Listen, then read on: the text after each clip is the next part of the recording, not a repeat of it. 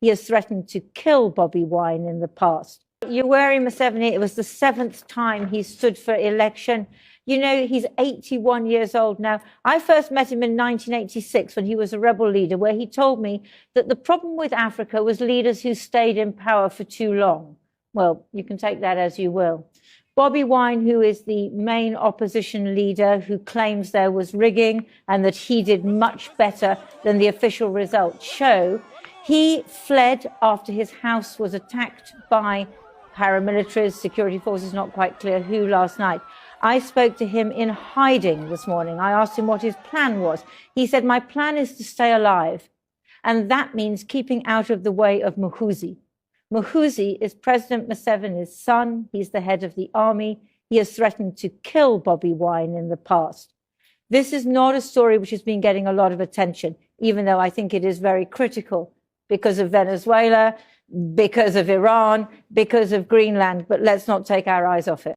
I support peaceful protests in Uganda. I support what Ugandans may decide, you know, like to accept and move on with the Yoweri Museveni, or to protest, to ask for their rights, you know.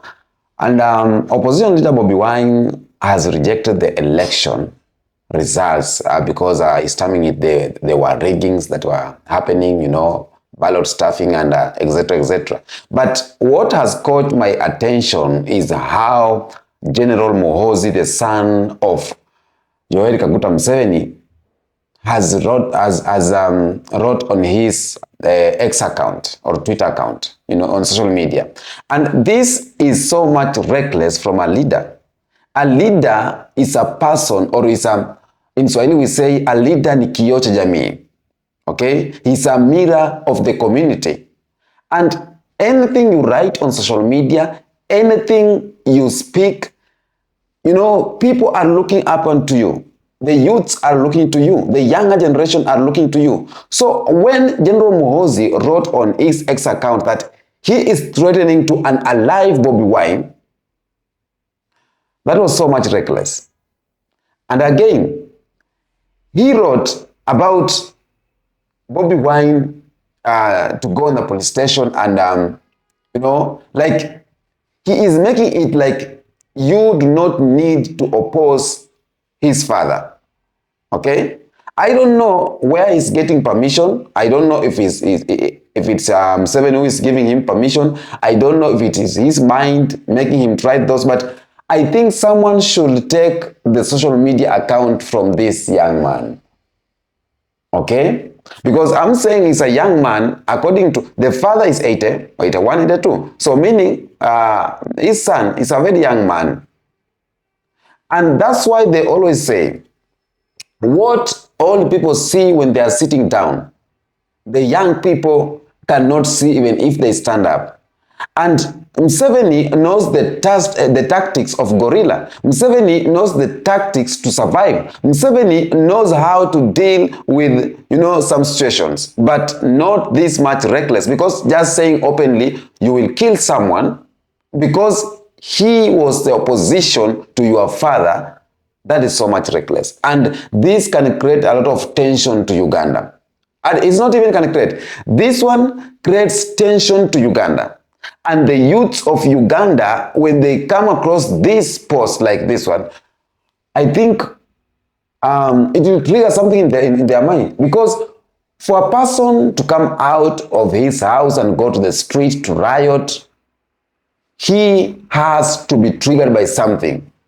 Election rigging, reckless talking, a leader to tell him, you know what, we need to go out and fight for our votes. But is it really safe for Ugandans to go out and protest? With this kind of talk to a leader, because if Muhoozi can talk like this towards Bobi Wine, so what can he do to the ordinary citizens? Because there's a tweet is saying that at least 20 people have been unalived, and that is a small number. So if you can threaten a leader who commands more than 2 million people, because 2 million people voted for Bobi Wine legitimacy, the one they counted, but maybe there is more. But if you can talk to a leader who commands more than 2 million people, who commands like 40% of Uganda's population, who commands the youth's population, what can you do to a normal citizens in Uganda? So I think this kind of talk is what we need to eradicate from the seats of leadership here in Africa. We need to be so much vigilant while choosing our leaders. And I think, or I hear some narrative out there or myths out here that after Yoweri Museveni, it will be his son Muhoozi. So I don't know. I'm just thinking and trying to think, how will Uganda be in the hands of Muhoozi? Will we survive as neighbors? Will we survive? Because there's a time even Muhoozi threatened Kenya, threatened the neighboring countries.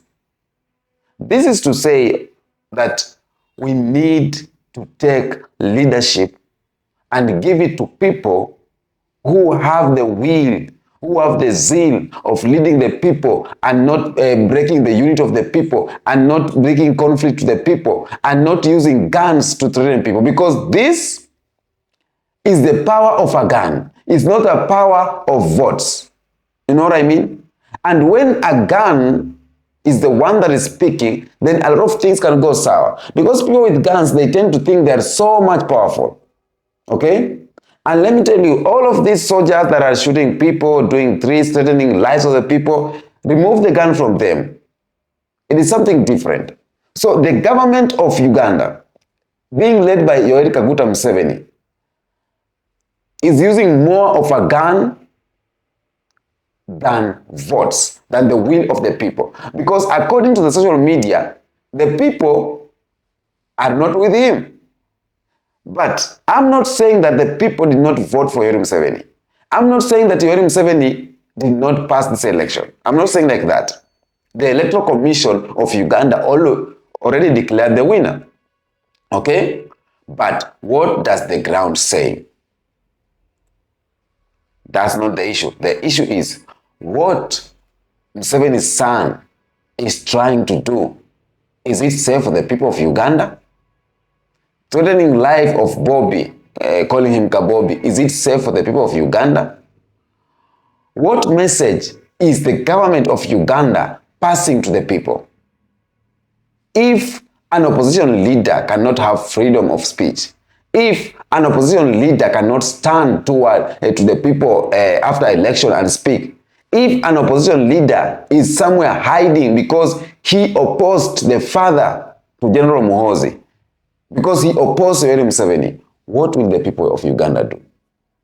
I think it's high time as Africa we think twice, because they're calling us third world countries, they're calling us shit countries, and they'll continue to diminish us, the Western countries. They'll continue to belittle us until we come up with structures that will protect our citizens, structures that will protect our resources, structures that will protect our people. Because when we do like this and threaten life of our own brothers and sisters, what will happen if the Western countries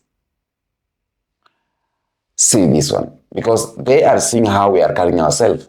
They are seeing how our own leaders are mistreating us. So who are they to feel sorry for us? They will just come, take over our diamonds, take over our iron, take our gold, and they will not even give a damn about it. Because even our own leaders does not give a damn about our life. So this, what Muhoozi did, was a reckless speaking. And I have seen the Ugandans in diaspora, they're protesting. They're protesting and they're saying, you know what, Museveni must go. That is their call. Personally, my call is not about who won the election. It's about, are people of Uganda safe? Are people of Uganda contented with the results? Are the people of Uganda ready for Yoweri Museveni for another 5 years? That is my call. I don't know who won. Okay? Now, General Muhoozi, that was so much reckless, and the youths of Africa, I know we are seeing leaders we can put in power and leaders who we cannot put in power. Tell me what you think on the comment section about this video. Until next episode, peace out.